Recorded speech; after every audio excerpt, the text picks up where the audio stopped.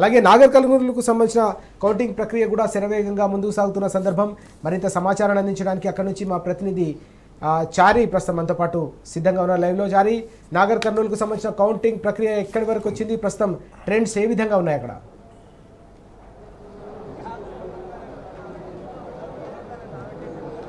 Sitaramaraju, Nagar Kurnool parliament counting సంబంధించి నాగర్ కర్నూలు సమీపంలో ఉండే నెల్లికొండ వ్యవసాయ మార్కెట్లో వేగంగా సాగుతుందని చెప్పినప్పటికీ కూడా కాస్త మందకొడిగానే ఈ కౌంటింగ్ సాగుతుందని చెప్పవచ్చు.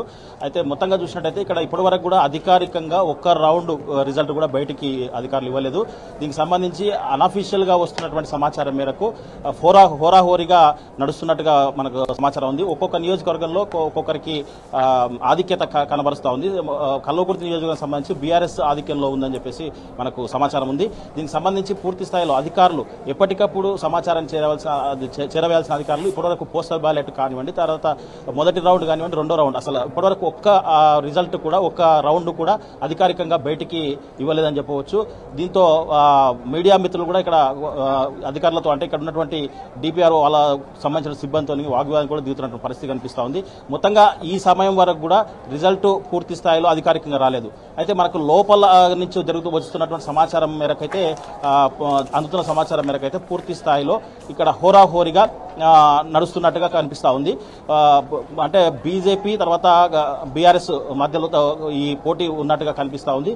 కాసేపట్లో మరి కాస్త క్లియర్ గా మనకు ఎవరు ముందంజలో ఉన్నారు. అయితే ఒక్కొక్క మండలం ఒక్కొక్క నియోజకవర్గంలో ఒక్కొక్క రకమైనటువంటి రిజల్ట్ కనిపిస్తా ఉంది. ఇది మొదటి రెండో రౌండే కాబట్టి మరిన్ని రౌండ్లు పూర్తి అయితే గానీ ఎవరికి స్పష్టమైనటువంటి ఆధిక్యం వస్తుంది, లేదంటే ఎవరు ముందంజలో ఉన్నారు అనేది పూర్తి స్థాయిలో మనకు సమాచారం అందుతా ఉంది. ఏమైనప్పటికీ కాస్త మందకొడిగానే ఇక్కడ కౌంటింగ్ జరుగుతుందని చెప్పవచ్చు. అంటే దాదాపుగా 22 రౌండ్ల దాకా, అంటే మొత్తం ఓవరాల్ కలిపి 22 రౌండ్లు ఉండేటువంటి ఈ రిజల్ట్ లో ఇప్పటివరకు రెండు రౌండ్లు కూడా అవుతున్నట్టుగా సమాచారం ఉంది. కానీ ఒక్క రౌండ్ కూడా పూర్తిగా ఇక్కడికి మనకు అందించలేనటువంటి పరిస్థితి ఇక్కడ ఉంది. అయితే దీనికి సంబంధించి విశ్లేషకులు అయితే పూర్తి స్థాయిలో, అంటే ఒక్కొక్క నియోజకవర్గానికి సంబంధించి ఒక్కొక్క రకమైనటువంటి అంటే చర్చ కొనసాగుతా ఉంది. మొత్తంగా చూస్తే చివరి వరకు కూడా వెయిట్ చూస్తే గానీ, లేదంటే ఒక 10 రౌండ్లు 12 రౌండ్లు పూర్తి అయితే కానీ ఇక్కడ స్పష్టమైన మెజార్టీ ఎవరికి వస్తుంది, తర్వాత ఎవరు విజయం సాధిస్తారని చెప్పవచ్చు. ఇప్పుడైతే మనం ప్రస్తుతం ఇక్కడ అంటే ఎలాంటి నిర్ణయం కానీ ఎలాంటి ఎక్స్పెక్ట్ అని చేసే పరిస్థితి అయితే కనిపిస్తలేదు. మొత్తంగా మరికొద్ది సేపట్లో ఇంకా కొన్ని రౌండ్లు అయితే కానీ మనం ఒక నిర్ధారణకు వచ్చి మనం చెప్పే అవకాశం కూడా ఉంది. ఏదేమైనప్పటికీ నాగర్ కర్నూలు పార్లమెంట్ సంబంధించి పూర్తి స్థాయిలో, అంటే అన్ని పకడ్బందీగా చేసినప్పటికీ రిజల్ట్ మాత్రం చాలా అంటే స్లోగా బయటకు ఇస్తున్నటువంటి పరిస్థితి ఇక్కడ కనిపిస్తూ ఉంది.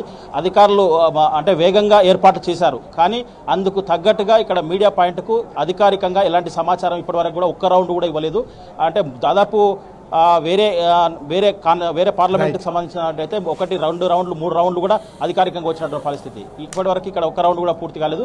అనధికారికంగా వస్తున్నట్టు మాత్రం హోరాహోరీగా అయితే ఇక్కడ ఉంది. ఒక కల్వకుర్తి, అంటే ఈ పార్లమెంట్ పరిధిలోని 7 నియోజకవర్గాలకు సంబంధించి కల్వకుర్తి నియోజకవర్గంలో బీఆర్ఎస్ ముందంజలో ఉందని చెప్పేసి మనకు సమాచారం ఉంది. సీతారామరాజు. థ్యాంక్ యూ చారి, వివరాలు అందించిన